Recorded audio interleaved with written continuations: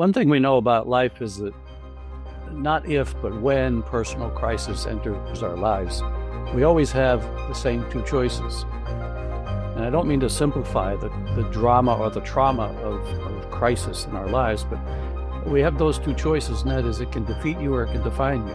And I've always chosen the latter, not necessarily willingly. I mean, I was pissed off or angry or hurt or whatever, come from pain, but when you sort it all out, you really only have those two choices. It can defeat you and you spend the rest of your life being angry, or it becomes the fuel for the rest of your life.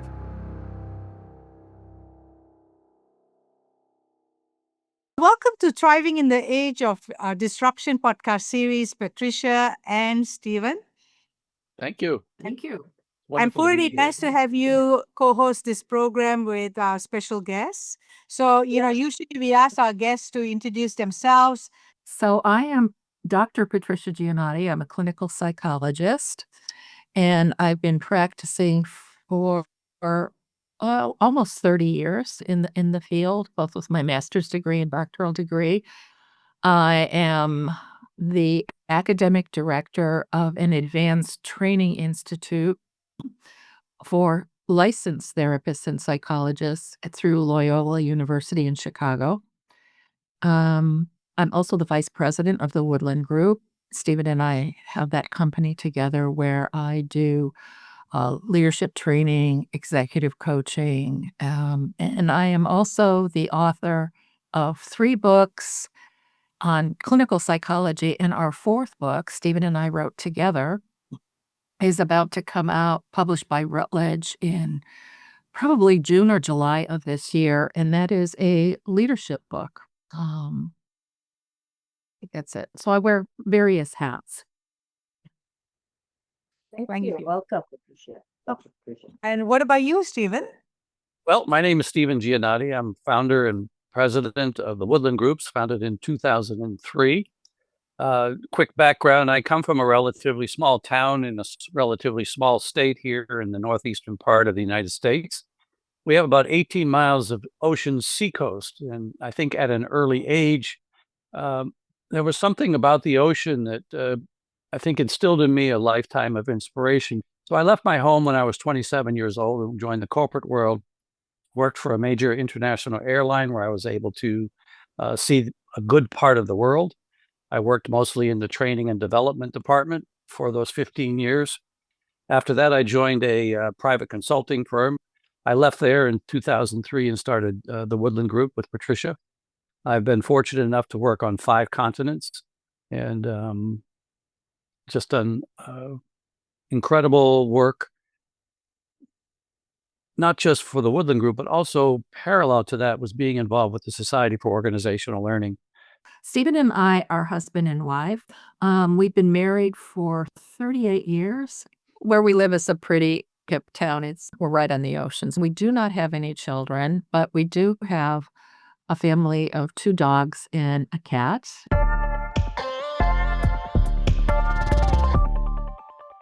I started this podcast in 2021 with the aim of creating greater awareness about 2 kinds of mindset, which I feel is important for the VUCA world. And the first mindset is the entrepreneurial mindset, and the second is a crisis-ready mindset. By an entrepreneurial mindset, I mean one where you are being resourceful, you're able to take risks as well as manage uncertainty, and lastly, of course, to create value, both financial, non-financial, and for yourself and others. I'm sure that you've had to lean on this mindset through the course of your lifetime, both as a couple as well as individually with your different practices. And it'll be great if you can share how you have done this. One of the things that I think was a turning point in our life was we did try to have children for a period of time, and it just wasn't meant to be. And, making that decision or coming to that realization is one of the probably more poignant moments in a couple's life, particularly if you had hopes or dreams of having children. And we realized that it wasn't meant to be. I think crisis shows up in different ways, but they are turning points in our lives. They're moments of unresolved something or next breakthrough or next thing that we have to deal with in our lives. And I think the natural rhythm of the life cycle and what it means. So we didn't do the IVF route. We decided not to do that. It was like, okay, this life has limitations as well as, expansive moments. And how do you accept limitation without feeling limited? Uh, and actually see it as sort of a spiritual communication or a spiritual gift, if you will. I mean, a similar thing happened to me when I had to have emergency back surgery and nobody could figure out what was going on. I'd be walking fine and then my legs would just give out and collapse, but they got it in time. I would call it a miracle that I was still able to walk, but it created limitations in terms of balance, flexibility, athleticism. And so at an early-ish age, I had to come to terms with sort of the natural aging process of the body that really matured me, I guess. In a way, I had to make a decision about whether or not this would be something I fought against with regret or something that I accepted as a real gift to open other doorways for me. Thank you for expanding that. What about you, Stefan? One thing we know about life is that not if, but when personal crisis enters our lives, we always have the same two choices. And I don't mean to simplify the drama or the trauma of crisis in our lives, but we have those two choices, and that is it can defeat you or it can define you. And I've always chosen the latter, not necessarily willingly. I mean, I was pissed off or angry or hurt or whatever, come from pain. But when you sort it all out, you really only have those two choices. It can defeat you and you spend the rest of your life being angry, or it becomes the fuel for the rest of your life. It's about choices that we make, and hopefully we make that choice consciously. Part of the leadership work that we do is bringing that consciousness to people that might not be aware of the choices that they're making about being defeated or being defined by things that are not going right in their lives. It's easy, but it's hard, if that makes any sense. When you put it down to it's either this or that, it becomes really simple.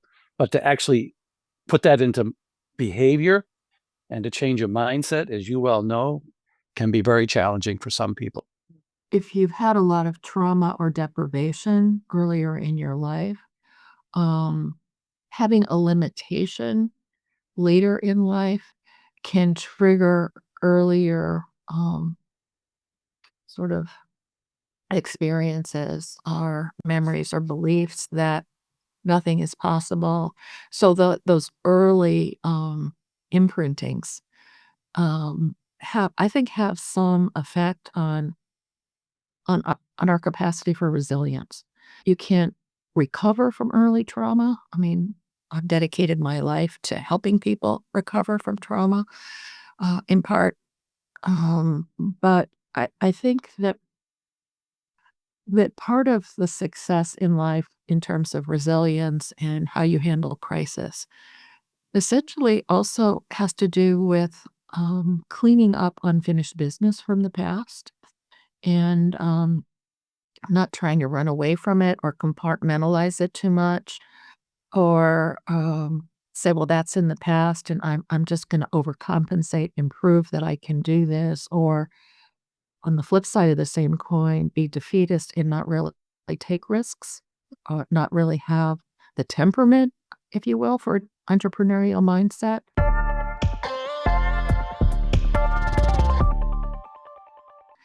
And so, in some ways, that leads into part of what we wanted to focus on in our most recent book is trying to talk about in user-friendly language how past unfinished business affects our beliefs, our motivation. You got to clear that up in order to be an effective leader. And so we're bringing that into the business arena, and really not just identifying what's going on or what the deficit is, but also how to fix it and how to walk your way out of it, I think, is the contribution that we made in this most recent book. Yeah. Because we are talking about psychology in many ways. But as coaches, we have a responsibility to be really clear about what that line is, because we have a responsibility not to open up somebody's past traumas or Pandora boxes, but to somehow raise an awareness that there might be influences going on that they're not aware of. We think this is one of the first books that actually gets to the heart of why leaders behave the way they do. You all have read lots of leadership books. I find that there really haven't been many that dig into why does that leader behave that way?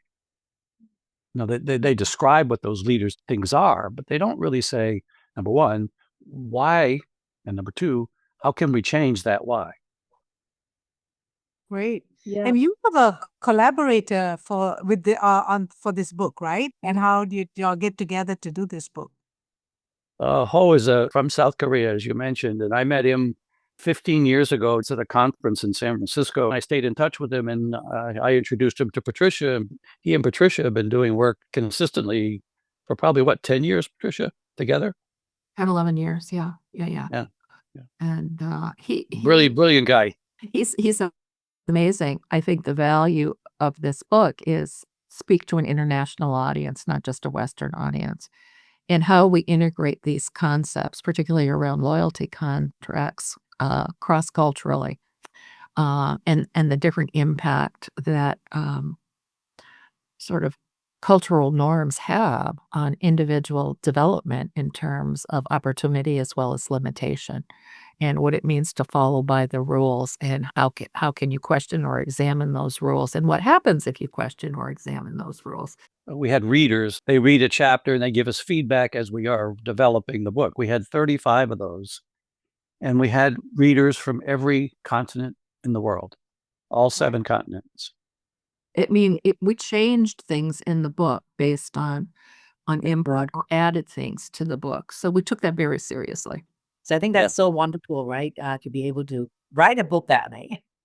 Right. And so I'm looking forward to getting a copy.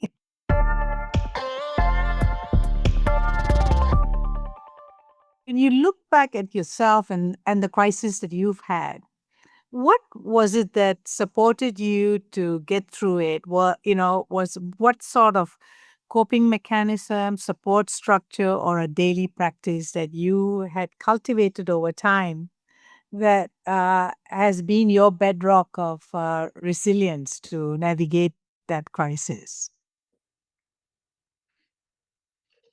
Well, you have to have support. Nobody can go through this life alone. I've been blessed to have a very supportive family. It's a pretty hefty safety net that's under me.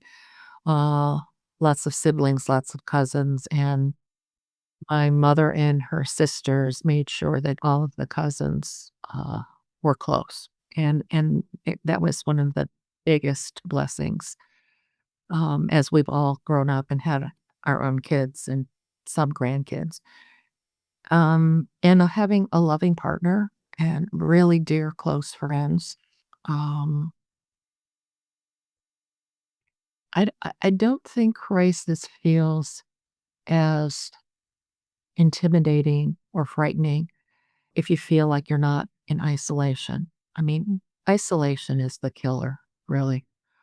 And there have been so many clinical studies done on people who've had cancer or people who have had some sort of illness. And the number one factor in terms of either recovery or longevity is the support system that you have around you. And that's been a blessing. In the book, True North by Bill George, he talks about we oftentimes go through what we call a crucible in our lives, where we're essentially given some kind of an epiphany. And the opposite of dealing well with a crisis happened to me at a pretty early age in my mid-20s when my sister was diagnosed with leukemia. She was 15 years old. She spent a year trying to get better and she died. And all during that time that she was sick, I said to myself, my mental model at that time was, I cannot burden anybody with this. It's my responsibility. And about 6 months after my sister died, one of my best friends said to me, "Can I ask you a question, Stephen?" I says, "Yeah, of course. Why didn't you let me be your friend when you needed me the most?"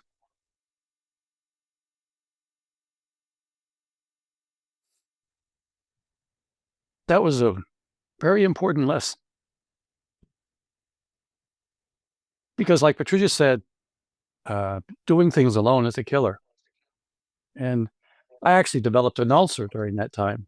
So that was just physical evidence that if you go through it alone, you're going to suffer the consequences. And I really appreciate both your responses. I think this comes down to the very essence that we cannot run away from. That human relationship structures, that support structure, the safety net that we talk about, that's such an important facet of crisis or life. We have brain research now. I mean, we're hardwired for connection. The whole pseudo independence and doing it on your own actually is a defense mechanism, like an attempt at overcompensation. So it's coming from a place of injury or deficit that we learn to overcompensate around, hyper independence.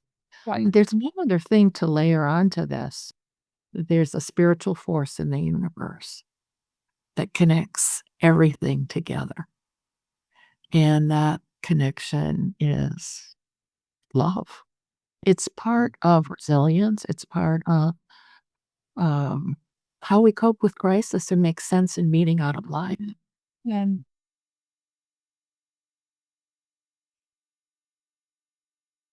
if you had to distill a daily practice that allowed you to leverage on that support structure or on that connection, what was it?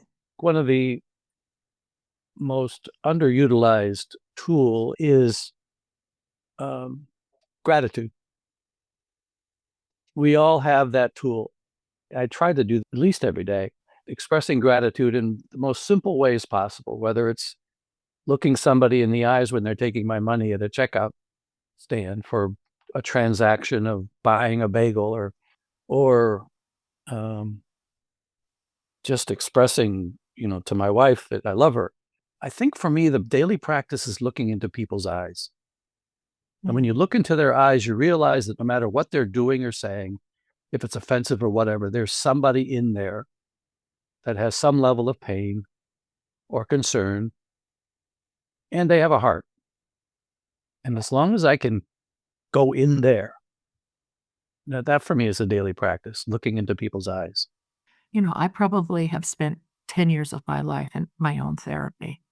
And it really is an internal journey, an inward journey. And it teaches you skills around self-reflection, around getting opinions from trusted others to reflect what you're struggling with, to resolve a conflict. And when you learn to have that kind of a relationship with yourself, every encounter that you have on a day-to-day basis goes through that filtering system internally. And that in and of itself is an automatic daily practice.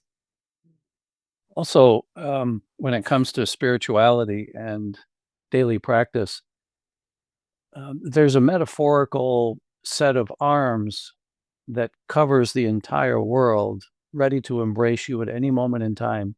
And it's called Mother Nature. To me, that is the ultimate spirituality. And it's easy to be embraced by that on any time you need it.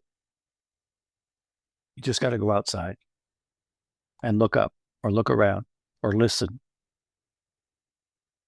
That's true. Poorani, do you want to add something?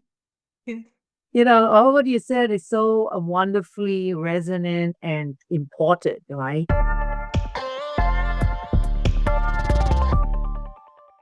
Wanted to start off by asking each one of you, what's your definition of a simple life? Well, I can start. I don't think there is a definition for a simple life. I don't think life is simple. And particularly in today's rapidly paced demands on us and the complexity that we're expected to hold today in terms of the multiple challenges that are before us. So I think a better term, or the way I would think about it, is rather than leading a simple life, leading an integrated life. And what do I mean by that? I think that if you find a way to be true to yourself, your authentic self, if you get rid of any old trauma and ghosts in the attic of your brain, and integrate the parts of yourself, your individual self, the entrepreneurial side of yourself, part of you that needs to be loved in connection with people, and that those are in harmony, that you're living an integrated life. And in that sense, life becomes more simple or easy to move through. It's quite an interesting way to look at it from, in terms of simplicity from integration, right? Becoming Whole. like fully connected and whole, like you said. Right. What about you, Stephen? What's yours? Well, I think each person has his or her own definition of a simple life. If you look at a small village in Africa and they have really not a whole lot, and to me, that would be the literal definition of a simple life. Now, the question is, are they happy or not happy? I don't know. It probably depends on the person. But I think many of us live in more complicated situations where I have to interact with my neighbors and I have, business to attend to. I have lots of things I have to take care of or influence me, like cities and laws and regulations. And so my fear is that when we encourage or tout the goal of having a simple life, we're setting ourselves up for failure because it's really not possible to have a simple life, because life is not simple. It's complex. It's complicated. It's full of riches and immense devastations. And we can't not have those. So I had to learn how to not delude myself into thinking that simple life is real. I agree with this. Patricia says an integrated life is more realistic for me. And having some level of autonomy that acknowledges and honors the lives of others. In other words, so it's not just about what I want, it's what I want in context of others. Now, that's complex, not simple. But when I'm able to do that, my life becomes much more simple because then I have less friction and more flow. Is that just a complicated answer to a simple life question? I love what both of you said about a simple life. I just wanted to use this also as a segue to have Stephen talk a little bit more about the work that you do around systems, organizational learning. The Society for Organizational Learning was born out of MIT. Peter Senge and his colleagues created a place where people could really understand what the complexity of how organizations work, but also how to support and connect and correct that organizational machinations by, number one, defining it as a living system. It is not a fake system. It is alive. And it has needs like any living entity.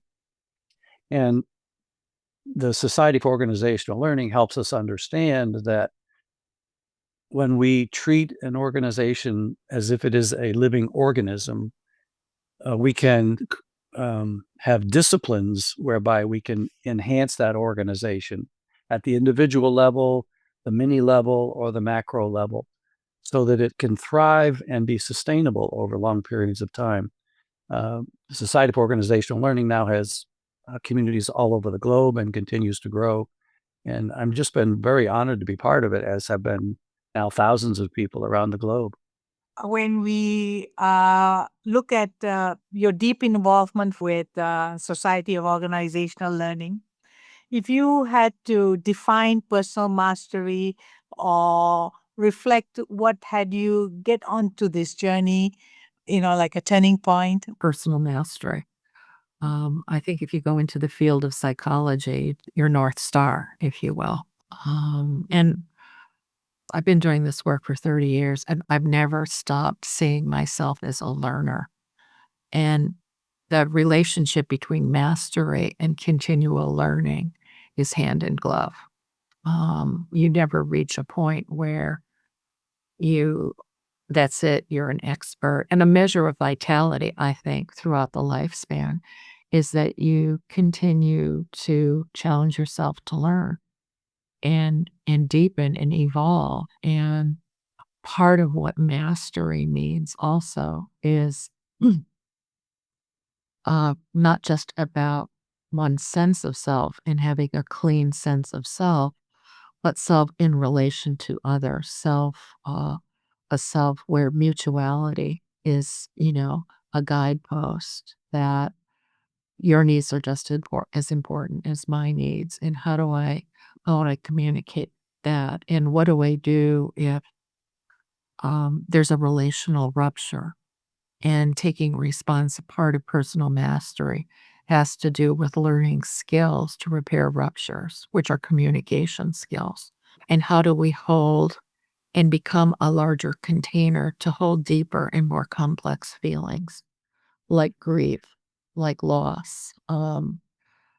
That all of those elements have to do with personal mastery. What you've just shared is almost counterintuitive in today's world, because when people experience a rupture, they ignore it, or worse still, they go after it with a vengeance, like someone has done them wrong, but don't reflect back inwards to where they could have been. And I think that's where we carry that burden, because we can let it go, but we're not able to.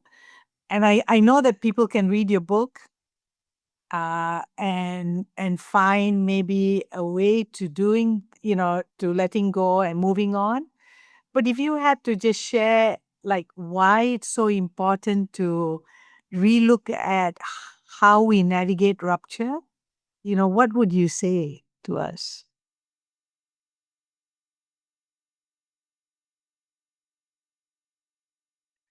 Like why it's important to come to terms with that?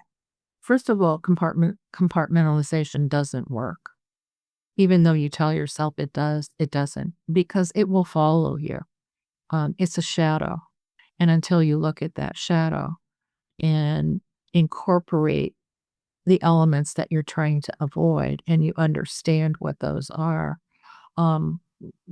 they will haunt you, they'll drag you down. So the more ruptures that you don't repair, you're adding weight to the knapsack of your back. And it comes out in terms of, maybe lack of energy, maybe depression, maybe rage, maybe, revenge enactments to feel better. Lashing out, Lashing explosion, out. road rage. People don't know how to normalize disappointment. That somehow disappointment is equated with failure. Disappointments happen in life. And if you equate disappointment with failure, then you either turn inward and beat yourself up, or you turn outward and you lash out toward others. Either way, the connection is lost. And so if we are all hardwired for connection, if all the spiritual paths tell us that we're all interconnected, we can't avoid repairing rupture, because that's part of our responsibility. I don't know. And that kind of goes back to life. Life isn't simple, given what Patricia just said. We will have disappointments. Mm. And I love the idea of skills. We don't teach this. We don't teach people how to repair ruptures. That's the other thing. I mean, and they're If anything, teachable we skills. if anything, we teach people to avoid them, as you said, Dr. Ramesh. Yeah. I mean, it's the classic fight or flight. Retaliate. Avoid Yep. or retaliate, as opposed Fight to or flight. Yeah. And that's what the world really needs today. And given the course of human history, it will continue to need it. That's why the work that we do, the four of us, and those like us, need to keep going. We're offering a counter force to the big force of things that are not healthy and good for the world. It's an honor to do that work. So coming back to you, Stephen, then what's your take on personal mastery, and what was the turning point for you? Probably turning points, plural. Personal mastery, I think, has to do with self-awareness. And if I think people have a grounding of some level of spirituality early on in their lives, they recognize that there is something about me that has to be better at doing what I'm doing in relation to the rest of the world. I think that's where it started for me, is early understanding of spiritual practice. If I'm really honest, the Society for Organizational Learning, and particularly Peter Senge's book, The Fifth Discipline, where he was probably the first person to call personal mastery as a discipline, was one of the major turning points for me in terms of not just my professional life, but my personal life. Like, how do I make sure that what I'm doing is having the outcome that it needs to have or I want it to have? Actually, one of the things that was a turning point for me is the idea of discipline, and realizing that discipline and perseverance is one of the key pieces to personal mastery. And we don't talk about it all that much. I mean, we talk about discipline, but it's the perseverance, the quiet daily perseverance is huge when it comes to the task of personal mastery.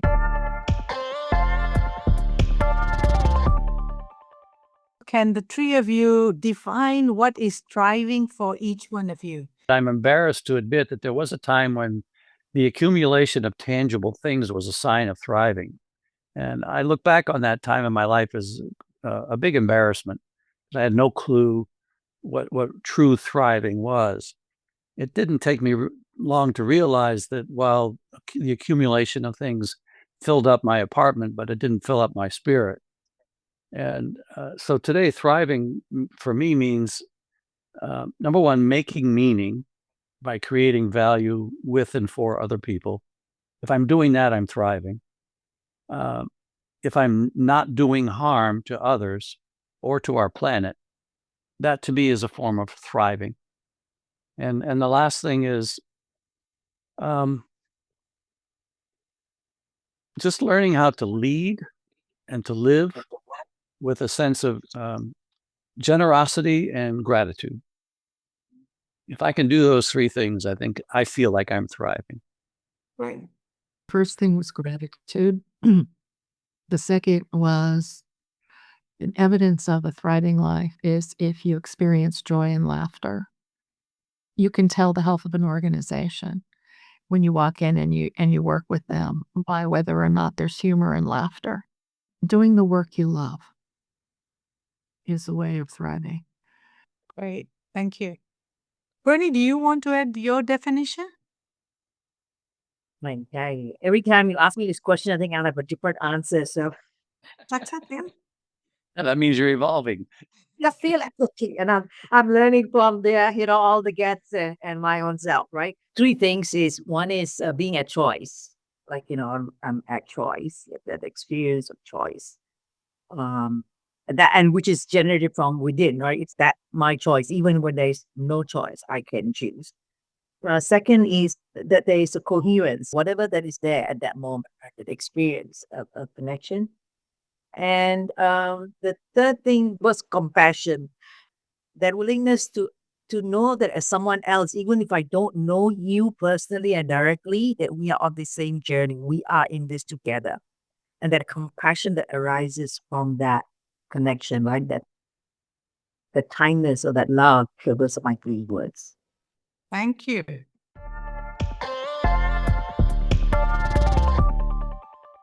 Stephen and Patricia, you work with family businesses, and we work with family businesses in this part of the world.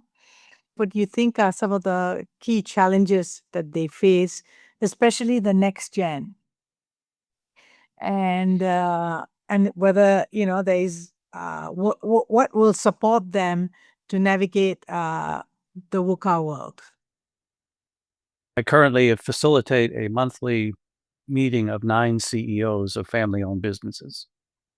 Some of them are 3 and 4 generations long. And every month we get together, we talk about what challenges them and what inspires them. And these are profound conversations. And one of the interesting things is that each of them repeatedly tell me that this is the only place they can say what they have to say. Professionally, it's the only place they feel like they can have a conversation that really matters to them. It has tentacles that few people understand. The emotions run high. I mean, I've been in meetings where 2 brothers would throw things at each other and, just swear at each other and slam the tables. This is in front of other employees. And it's just remarkable. And in the corporate world, that wouldn't be tolerated. But in a family-owned business, there's a tolerance for it. I'm not saying that's a healthy thing. I'm just saying that that's the reality that we deal with. A risk factor for family-owned businesses is that the intended heirs to the businesses are choosing different paths. They're being seduced by bigger and better things outside of the realm of the family-owned business. And here where we live in the state of New Hampshire, they are the majority. They make up the majority of our economy. And I think that's probably true for most places around the globe.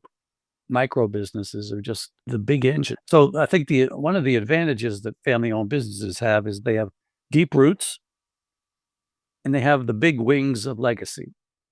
And when you're working with a company that's been 100 years old, and if the family that runs that business is a healthy family, incredible things can happen, and that thing will probably survive the slings and arrows of today's world. The disadvantage of being in a family-owned business can be myopia. And again, if the family is not healthy, there is a certain level of dysfunction, which I talked about earlier, which can be devastating and can destroy a company. What I would add to that is, I think a challenge for family businesses, unlike standard corporations, is this dynamic of inclusion and exclusion. Like, who really has authority within the family business, and whether that's the founder and then turning it over to the next generation. And are you really turning it over, or are you still in control? Who really has the power? Who's included? Who has the last word? And also when you hire employees outside of the family, how much do you introduce them? How much weight do they have? How are you going to do that blending as the generations continue? I mean, it's one thing when you're a startup, but it becomes more complicated as the company continues to have longevity, and you have to be introducing some people outside of the family in order for the business to have the resources that it needs, the talent it needs, and to create sustainability. The other piece that I think is really a challenge is if you have some family dysfunction, you don't have the same accountability structures, and that's something that is oftentimes an elephant in the room that is difficult to talk about. And it's difficult for outside consultants to have as much leverage as we may have in the corporate world about modifying behavior that needs to be changed, that's having a negative effect on the bottom line, on morale, on, inclusion, exclusion, creativity, all of that. Yes. Also, I think there's another unique element to family-owned businesses that oftentimes isn't articulated, but I do believe it's real. The goal of a family business is to maintain family wealth. right? And I don't say that in a negative way. I think it's their business. They have a right to accumulate wealth, but the objective is to hang on to that wealth. Now, if you think about a corporation, yeah, they want to make money, but they also have, I think, other responsibilities that are more overt and less focus on an inward accumulation and keeping of wealth. You both brought to the foreground the key aspects of things that challenge family business, as well as some of the things that makes them unique. And addressing your point that you brought up about their fixation to wealth accumulation, I mean, that was the nature of why, when a founder started the business, they would bring their family members in the first place, because they were the safest allies to support that. And then they kept together because they could make the money and keep it within their circle.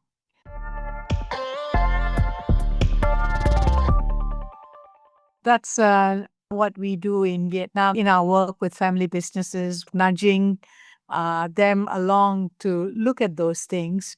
And the biggest thing that makes a big difference for them is to actually learn to be held to account and to learn how to hold themselves to account, so that they understand that that's when they can hold others to account.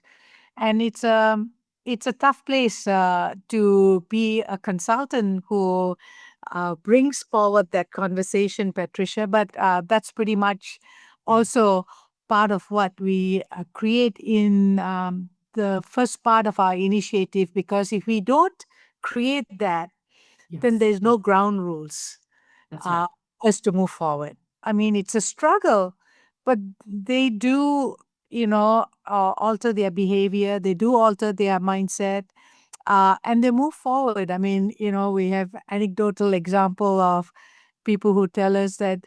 I think we had a pop star in Thailand once who was one of our clients, and he said, "Oh, I'm sorry, but I don't get up until 2 o'clock in the afternoon." And I'm like, "No, we can't do this initiative unless you show up at 9.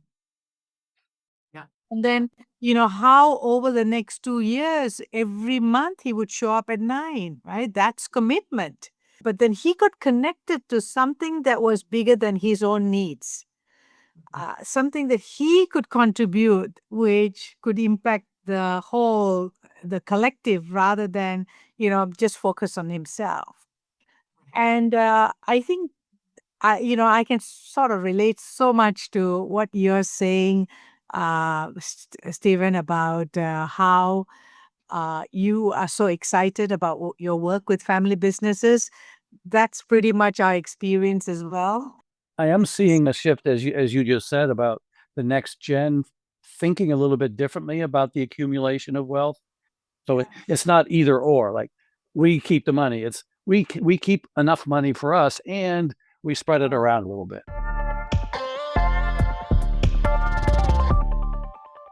So we're just about to launch a 9-month next gen lab in Vietnam. And over the 21 days, 40% is the education around family businesses, but also creating a shared future for the participants, so that they can journey together in the long term, rather than just be a participant. And that becomes like a peer group that they can support each other.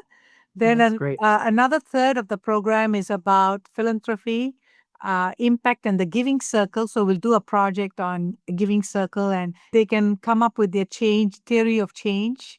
They can do a sensing journey. They can invest a amount of money and see what's the impact. And that would be their first introduction to greater philanthropic work that they will do. And the last part is really about enhancing their management and leadership skills. But we do it through the giving circle as a project, so that there is no self judgment about how I'm doing. Because, the biggest challenge for next gen also in this part of the world is that they feel that they're always judged in terms of, they are compared to their founders. or on the other hand, the professionals are judging them. So then they don't have the safe space. So how do we create the safe space for them to build competency, confidence, and also experiment with something which is going to impact the future? Yeah. Well, part of what I heard you say is that they're still in the process of creating their own self-identity. And that's what Yes. you're helping them do so that they can so that they can self-differentiate, Yeah. Correct. right? And their own But value that, system. yeah. And that's so key in a family-owned business is that each member of the family has to find a place to self-differentiate while still staying connected. And that's Yeah. complicated. Correct. Yeah. It's being separate and connected at the same time. Yeah. And for some Yeah. people, that's just too confusing for them. Yes. Yeah, because we're grown up in the either or world, you see. Yeah. And it's a false Exactly. choice. So, In today's world, it's a false yeah. choice. It's Yeah. and. It has to So, be and in most That's cases. That's what I mean about the integration. That's what we're talking about, how you integrate both of those. correct. And also, Yeah. Dr. Ramesh, in part of what you're talking about here with respect to the philanthropic element of family-owned businesses is Maslow's hierarchy of needs, which you might be familiar with. Yes. Historically, it's thought of as that the top rung of his needs was self-actualization, when in fact that's not the final place where he ended up. He actually added another layer about 15 years later called self-transcendence. And self-transcendence is about not just me being actualized, but once I become actualized, what do I do with that? Can I make the world a better place? And my sense is that you're starting to have those conversations with that next gen leadership about self-transcendence. And that's a powerful, powerful place to bring people. Because that'll change Yeah. the world.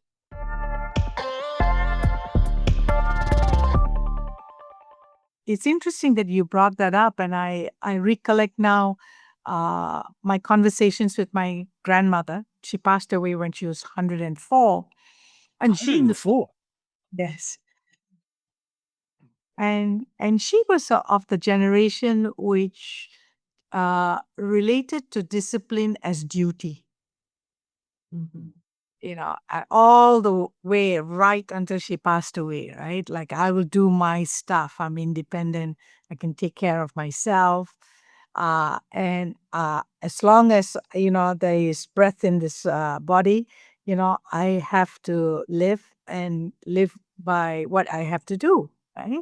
Mhm. She related to her daily life as a responsibility, a duty that she was given, and as long as she was breathing, she had to do it. So I was saying that I always wondered, what about that generation that they related to life that way?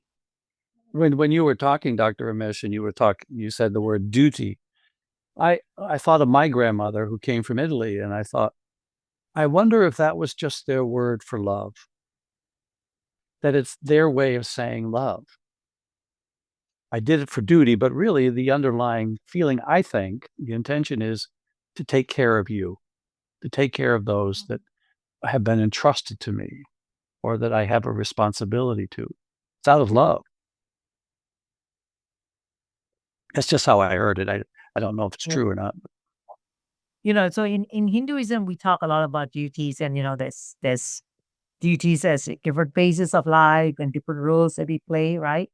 And once I was at a spiritual ashram, and there was a signboard. They have the daily quote, and then it said, "The most important duty is to do your divine duty."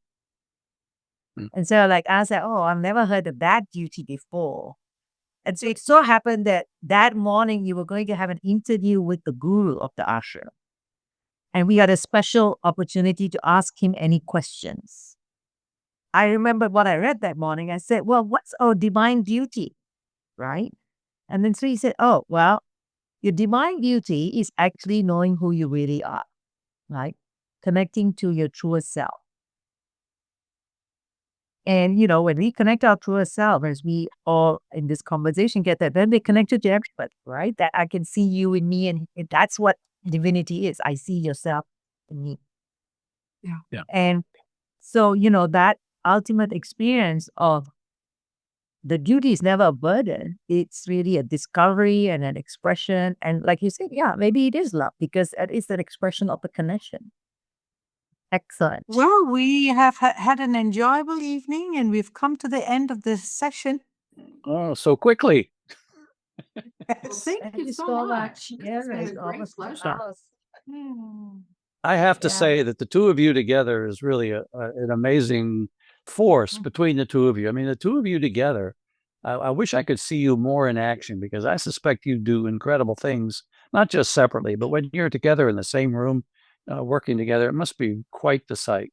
Well, thank you for inviting us to do this podcast. For me, it was quite an honor, and I can't think of a better first podcast to have than to have it with the two of you. So Great. This is really great. Thank you so much.